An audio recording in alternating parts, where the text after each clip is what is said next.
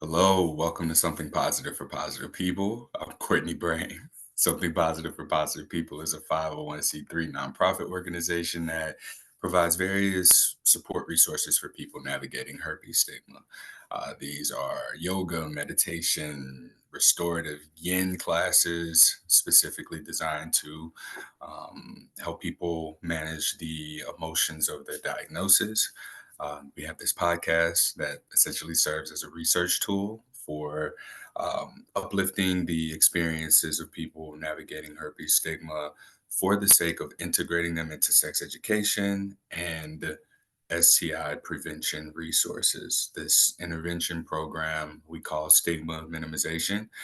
We train and offer workshops for healthcare organizations to learn stigma-free language and communication skills when working with patients in relation to STIs. All right, it has been quite a while since I've recorded a podcast. And let me tell y'all, man, this episode, I'm not really gonna talk about herpes. This is more of an update for everybody who's listening. There is a conference that I'm putting on May 23rd from 10 a.m. to 4 p.m. Central Time. It's virtual. Everyone should be there. Right now, only healthcare professionals are registering, which is a great sign, but this isn't just for them. And I'm very much concerned that the people who this conference was for aren't gonna really be able to get the benefits of what's required for you to be there. Like we need representation. We need ourselves to show up. And as I'm looking at the email addresses of people who are registering, it's different departments of health. It's people who work in clinics, Planned Parenthood emails, sexual health associations, even the CDC. Somebody put a CDC email in there. So it's great that the organizations are showing up for what's going to be presented at this conference. I have Dr. Eveline Molina Dacker, who serves on the board of Something Positive for Positive People. She is a family physician and also created the Stars Talk that I use to um, tell everyone how to go about disclosing their STI status to a partner, which is really a discussion.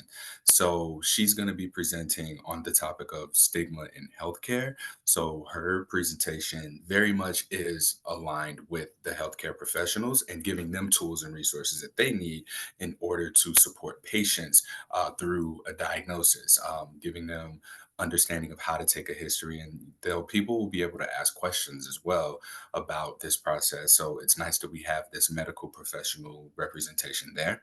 We also have Nikita Fernandez, who is a sex therapist and psychotherapist. She will be speaking to stigma from a mental health perspective. I told you all I started this podcast 7 years ago because people with herpes wanted to end their lives because of their diagnosis. And so as I've been working over the years, learning about the intersection of sexual health and mental health, I finally found someone who is comfortable not only sharing like from a professional perspective, but she's open about having herpes herself. So you'll be able to ask someone who's in that professional setting questions as well about, navigating the work-life balance of talking about herpes and also living with it, especially with clients, because we got to understand like this is a very sort of triggering atmosphere to be in stigma and then also to have to speak about it to somebody else who's in stigma because we can kind of trigger each other, right? And then unfortunately our keynote is unable to deliver the keynote, so I will be now presenting the keynote. And we've also reached out to the No Shame in This Game film, Jolene Hernandez. She's going to show the documentary at the conference. So I have to restructure the schedule a little bit, and also make space for the American Sexual Health Association to have a window of time so that they can make an announcement as well. So I am going through the process of learning what a data analysis is and putting that together in the presentation. This will be the most data driven information that I'll ever have gotten. Unfortunately, Dr. Lex Brown stepped down from the board of directors. But fortunately, she's on to really huge things, and she's now the president of the American Association for Sexuality Educators, Counselors, and Therapists, ASEC. And so, big shout out to her. Like, I'm so proud of her. We're both from St. Louis, or lived in St. Louis. I don't know if she's from there, but we met like pre-pandemic, did a podcast episode, stayed in touch, and she was so supportive being on the board. So I'm happy to see her move forward into other endeavors. So right now, as far as the data analysis goes, I have a new potential board member lined up who's got her master's in public health, and we have to just vote on it. We're going to look at her CV and make sure that all of the board members find her to be a fit. And this is who, along with some community members, right? I put a call out that I needed help.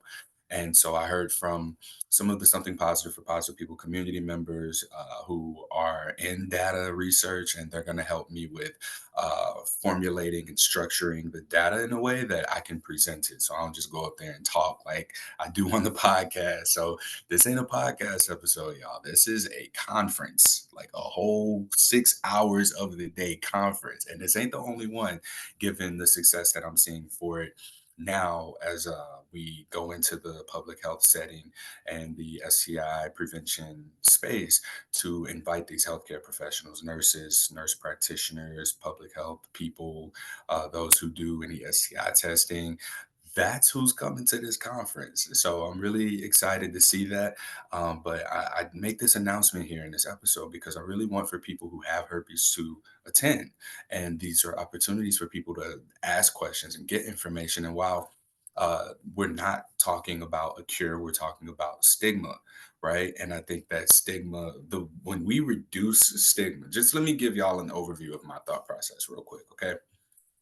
When we are able to reduce and minimize the impacts that stigma has on our psychology, on our emotional health, we are able to change the stigmatizing behavior out there. That stigmatizing behavior might be as soon as you're diagnosed, you start taking antivirals on a daily basis, right?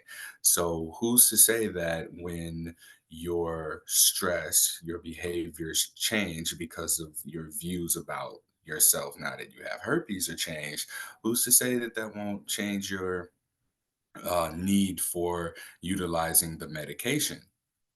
If you don't need the medication that exists, and I mean, let's be honest, the medication isn't all that great either, then pharmaceutical company sales have to go down, or what needs, or well, that will happen, but what has to happen in response to that is that we get better treatment, that we get something that more effectively reduces the risk of transmitting the virus or passing it on to someone else. Um, we might get a vaccine for people who don't have herpes, who might enter a relationship with someone who does. They can look at, what the data is on it and then move forward. So there's a possibility of that. There's even most base level, uh, the likelihood that we just get better education and that we have a consistent test that just says, yes, you have herpes, or no, you don't have herpes. Simple as that. So that's where the advocacy efforts are right now. And I bring up the conference because this is eating up a tremendous amount of my time. And I am seeing that this is where my time is most needed. I didn't expect to have to like learn how to perform a data analysis or to present the keynote myself. So that kind of suddenly occurred, and that added a little bit more to my plate on top of teaching the yoga classes, running the podcast, the one-on-one support group calls, applying for grants, and I'm also in the process of moving. I will be moving out to the East Coast, New York City, or somewhere close to New York City, like in the New Jersey area. Really, just depending on the availability of a space that's within my budget. And I am going to exclusively run Something Positive for Positive People, and then periodically do the genital exam. So for those who don't know, I used to work as a standardized patient. I still do technically through April. There's a couple of things coming up that I signed up for, but I put my notice in for my job at Oregon Health and Sciences University. university.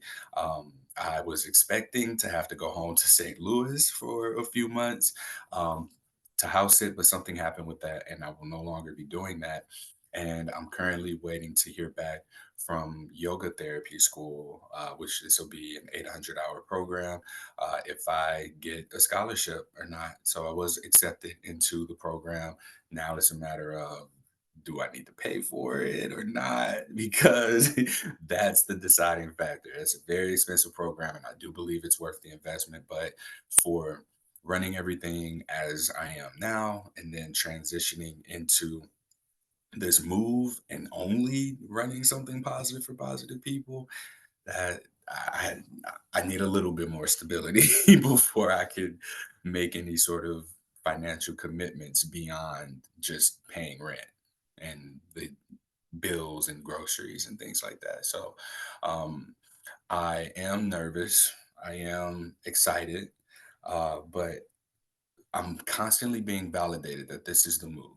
This is the move. I hosted a disclosure workshop in person in New York City, and we had 10-ish people who showed up in person. Virtually, we had 26 people online, and then there was a total of 60 people who registered. So that's really good. For perspective, like I put together an event in Portland using the same like format, and one person showed up.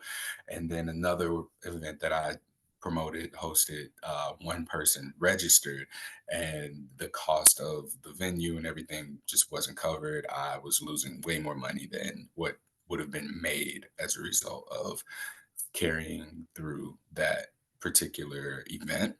So I'm very much seeing that that East Coast move is the move to be making.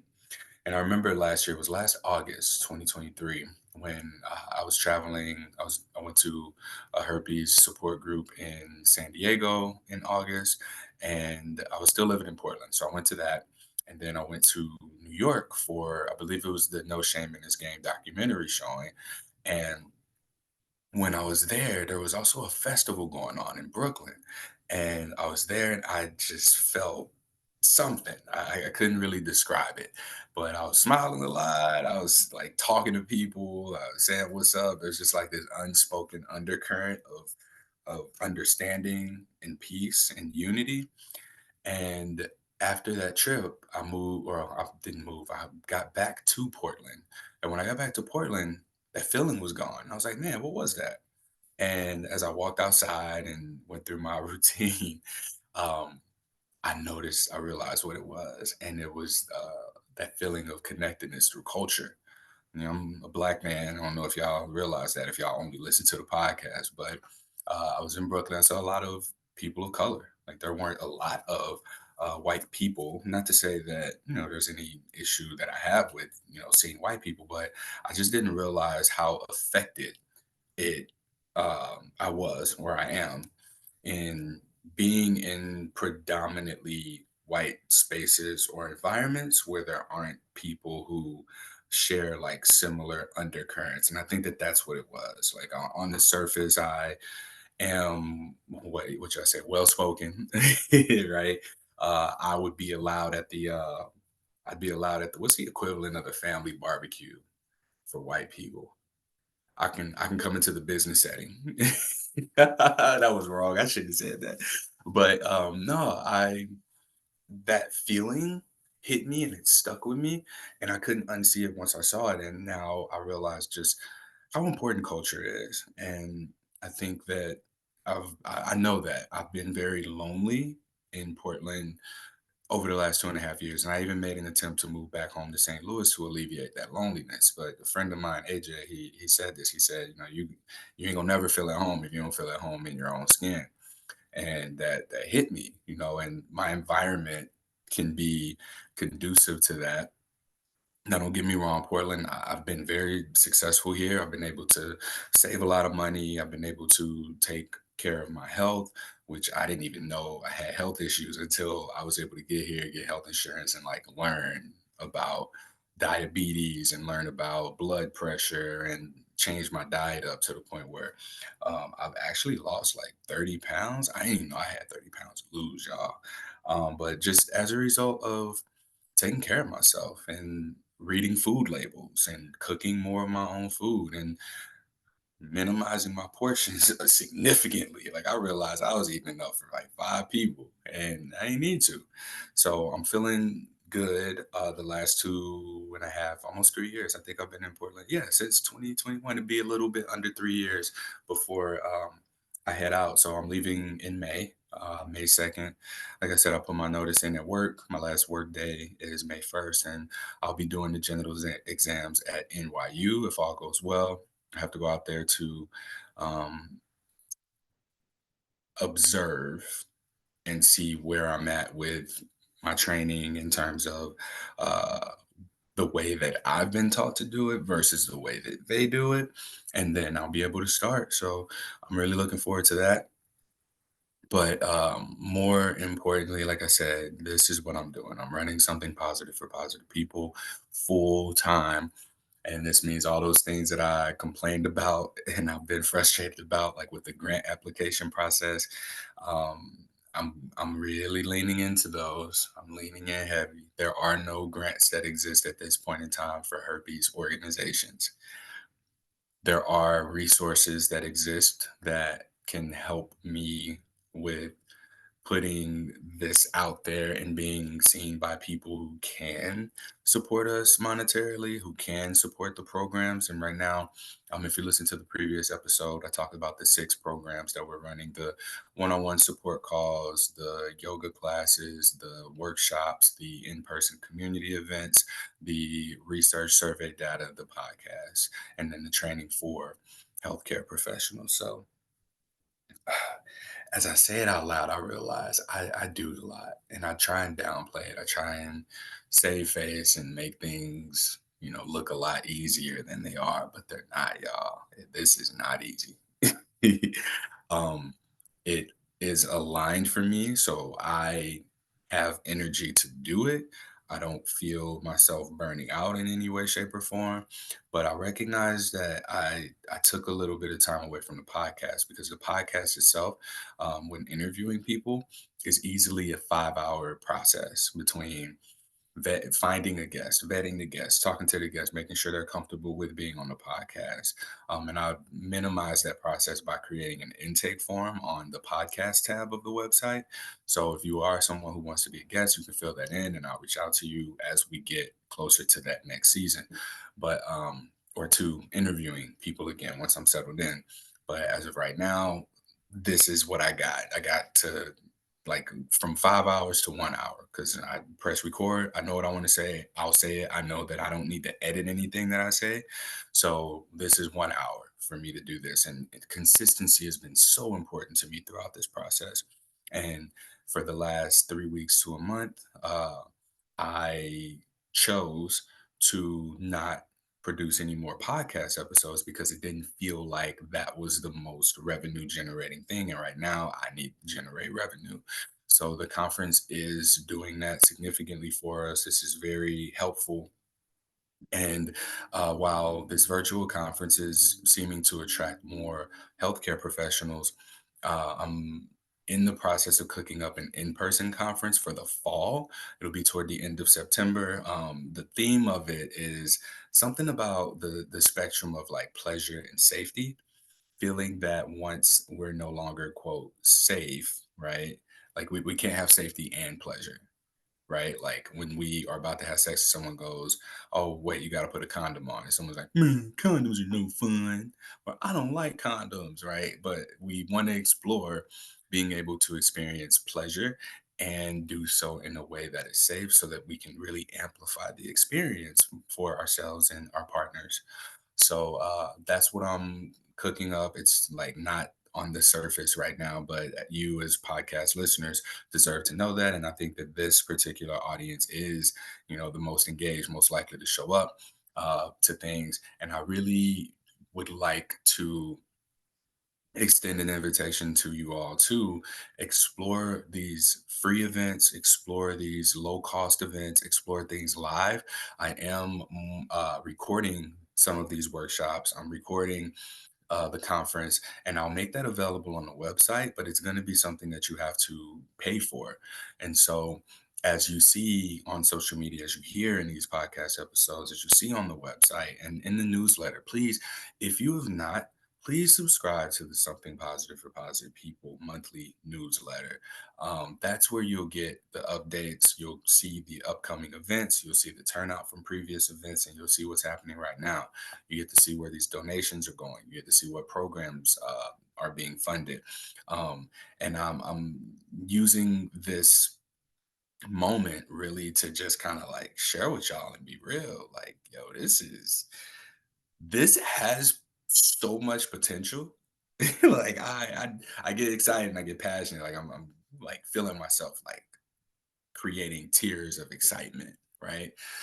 The conference is going to be phenomenal. The yoga classes I'm on today, I'll be teaching the fourth class in the cohort of the Letting Go series.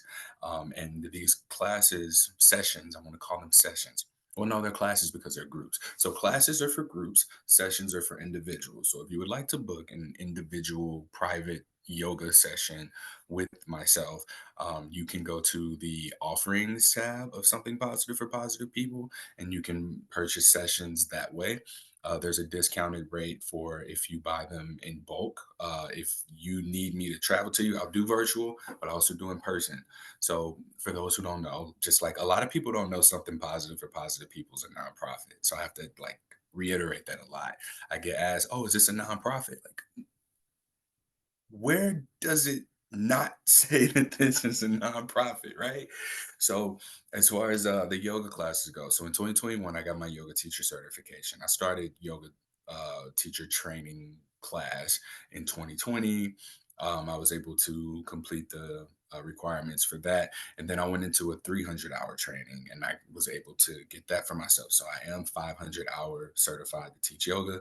I've been incorporating yoga into the podcast, into the nonprofit, into the support offerings that I have for people, but I've never just broadcast that and taught classes until very recently.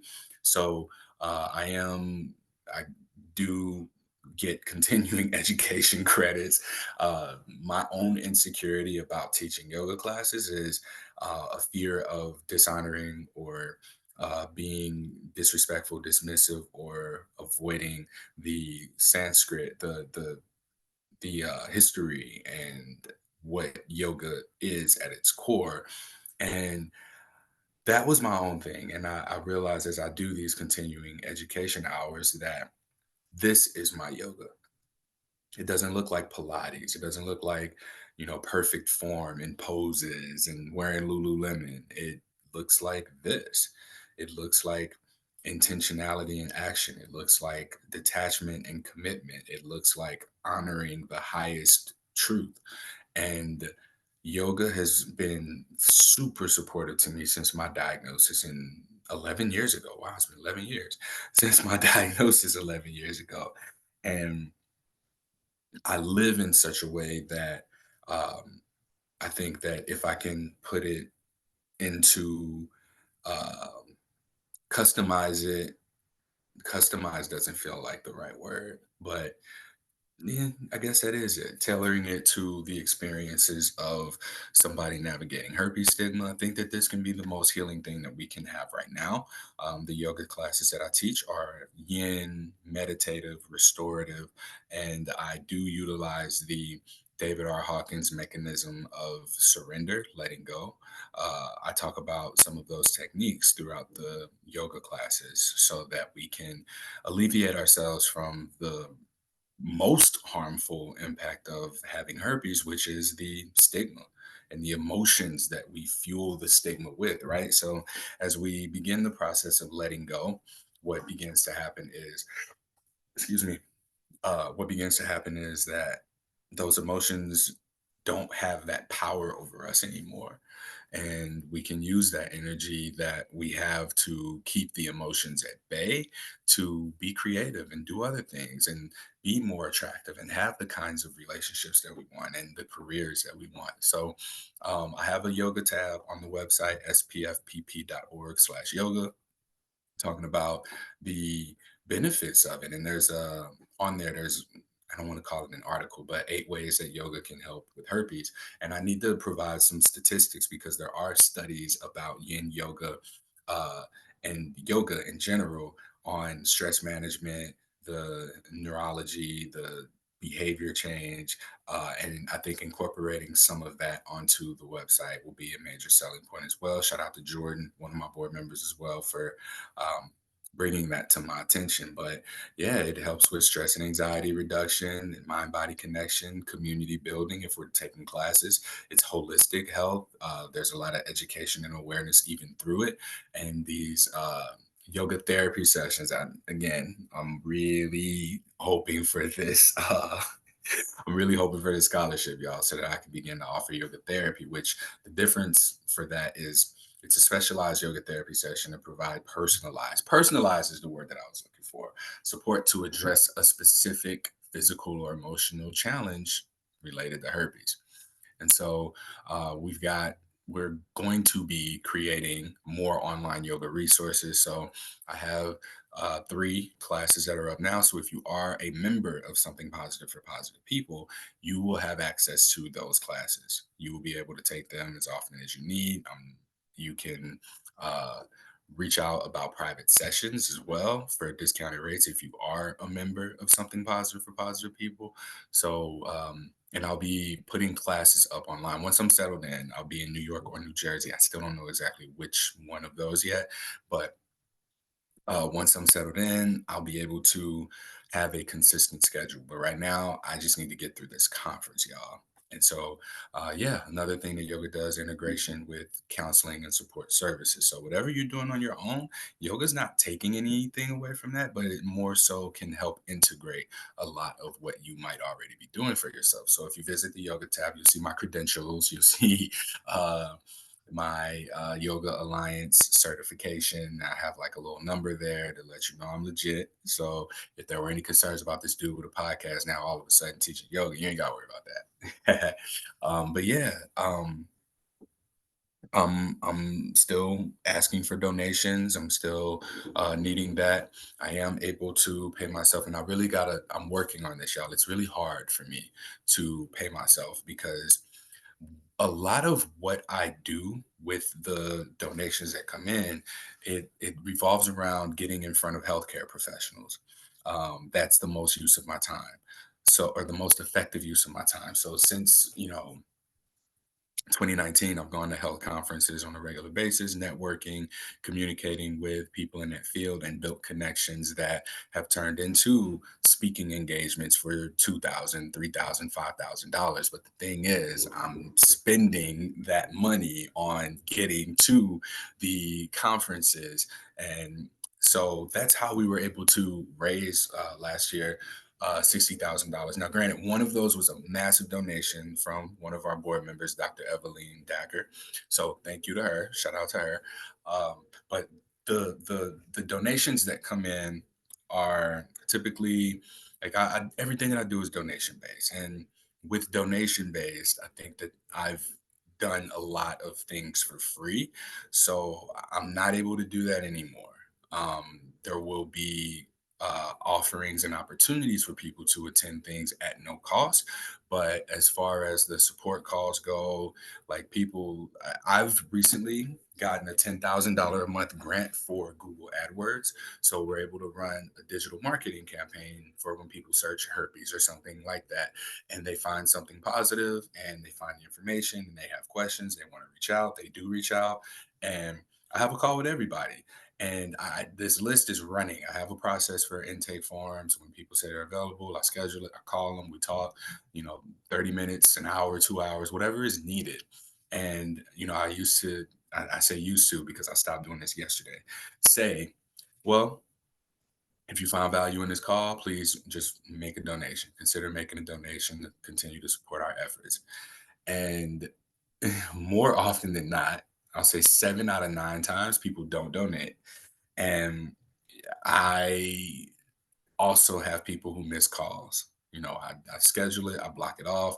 I'll not go to the gym. I'll not eat yet. I'll not do something for myself because I expect, oh, this person said schedule a call. So let me have the call with them, and then they just don't show up. And I get it, we're frantic sometimes in that place, but it's very important that I do respect my time, my energy, and the way for me to do that is to unfortunately put a price barrier there, a cost barrier there. Like, you have to make a donation before I schedule the call. That's it. That's it. Um, and this doesn't change anything for people who regularly make donations and like reach out with questions and stuff. Like, y'all keep doing what y'all doing because y'all keep the lights on, right? So our operating expenses, and I say this with transparency. Like, right now, there's no public record of this kind of stuff because there's just not enough money that comes in for us to have to track it and then present that to the IRS or anything like that. So. Um, Right now, I think the annual operating expenses are $3,000. So if I were to step away from something positive for positive people, everything that exists right now, in order for it to remain existent, is $3,000. I am setting a fundraising goal to be able to pay myself a sustainable salary, to be able to continue to expand on the services. So between the yoga classes, the training of healthcare professionals, the speaking engagements, the support calls, which the support calls, there are a lot of support calls and questions and conversations. The workshops, the conference, the community events, like between all of those things take manpower, they take time, they take people, they take a person. Right now it's just me. I teach the classes, I host the podcast, I facilitate the workshops, I reach out to the people, I try and organize events, I do the marketing, I do the fundraising, I host the calls. That's me, and I'm built for it. I'm not complaining about it by any means. This is a heads up of what's to come as I make this shift into only running something positive for positive people and then teaching genital exams probably like 10 days out of the year. And that's just to have that additional money coming in. Cause I ain't gonna lie, y'all, like I said, I might be excited, but I'm scared. I don't fear, being out on the streets or anything like that. Like, I do have people to take care of me, but there is a fear that what if I can't? What if I fail? Right? There's a healthy fear of failure. What if I'm investing in this fully as my purpose, and after doing that, I find out it's not my purpose. What if my purpose is whatever's on the other side of this after it fails, and I got to live with the consequences of that? And that's a real fear. That's a real fear that I have. And I hear every day how great my work is. And even one of the things that brought me back here was I always get this message from somebody. They always say, Courtney, this saved my life, or somebody's life that I know. Please don't ever stop doing what you're doing. And I'm like, man, I can't ignore that. I'd be spitting in God's face if I were to ignore that, because it always happens right after I start having those doubts. And while I wrestled with this before the last time, I was like, damn, if this wasn't a nonprofit and I didn't have all these tedious things to do, and I only ran this as a business, I would make so much more money. And the reality is that that doesn't align with my values. I really don't believe that there should be a cost to healing. Um, I believe that, and I'm struggling with this. As I'm going through more of the yoga stuff. Like, even yoga, like, should be free, which yoga is free, right? But what costs are, and this is what Sadhguru says. He said the electricity that runs the yoga studio or facility where yoga is being taught, the food that the yoga teacher, provider, practitioner has to have, the shelter, the clothing, the things that come with being able to offer yoga as an exchange. And so when he said that, it made me realize, like, regardless of how I want to help everybody, but I have to do things that cover those things. And here I am right now with a thing, something positive for positive people that can, in fact, cover those things. Like this platform itself is a space where a lot of the things that I ask for donations for and money for, people are able to find on their own for free if they're willing to look at the website and look through it. So I do have to put price barriers on some things, but there are things that will always remain free. This podcast is going to always remain free. Um, the information that exists on the website that will always remain free. But when it comes to the things that require me to give my time outside of where I'm putting it, those things can't be free. So the scheduling of calls, the private yoga sessions, if you need that support, if you need help with disclosing, I am going to ask you for a donation first. I'm setting that expectation now. There are options on the website. If for any reason you are just completely unable to pay or make any contribution, a tax deductible contribution to something positive for positive people to get what people are describing as life saving, life changing, enlightening help, support, resources, then I think you should come back when you are in a place where you can. And uh, I, I I don't like that there wasn't an ickiness to me saying that. I don't like it because it does feel like I'm becoming more of a businessman. And there's somebody I talk to about this regularly. If you listened, and I bet you just had a little chuckle right there and said, "Yeah, you are a businessman." Um, but yeah, I do have to take this. I do take this seriously, but I have to also be mindful that I got to take care of me as well.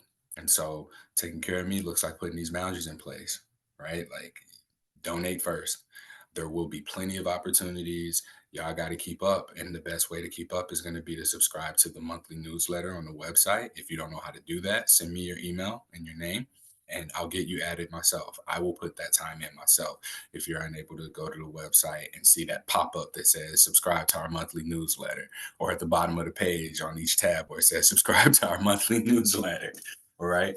Because that's where you'll be able to find out about the free events that are occurring or the low cost events. Because everything that I do that you have to check out afterwards is going to have a high cost associated with it. And that's just what it is. All right. So I think that that was enough of an update, really. I want to see y'all at the workshops. I want to see y'all at the conference. I want to see y'all at the events, the social stuff. I want to see y'all at the live podcast recordings when we have those. And yeah, the yoga classes. I want to see y'all everywhere. I want to see y'all at everything because this is a community. This is a community that is actively prioritizing its healing. That's what's happening right now. And the more involved we are, the more involved and more engaged and the more expansive we can be. Right. So I'm looking forward to this shift and I feel good about it. Like as I teach the yoga classes, as I do this one on one podcast or this solo podcast episode, um, everything's really coming together. It really is. And for a minute, it felt like it was all over the place, but it's so much more manageable now.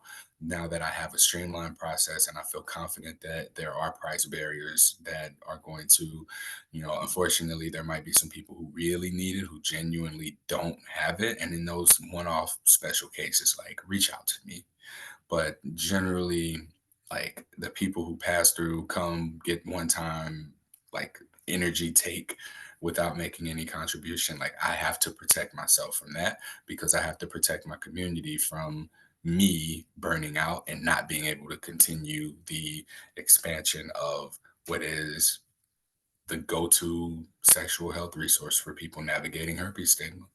People need this, and I feel very confident in my ability to deliver it. So I thank y'all for listening. I thank you for watching. If you're watching this as well, thank you for your membership. You continue to keep the lights on. These monthly memberships are uh, like they are a blessing. Y'all are taking a huge burden off of me because like these were costs that I had to cover. And like I said, like so much of what I do is networking. It's traveling and being around these healthcare providers and letting them know what herpes stigma is doing to people. And sometimes I'm heard, sometimes I'm not, so but thank y'all. Thank you for being here. Thank you. Until next time, I'll see y'all on the other side. Just register for events. The offerings tab and the events tab are going to be where you can see things, but it's most important that you get on the newsletter. Please subscribe to the newsletter. It's a monthly newsletter where I just send out updates. That's all. All right. All right. Till next time.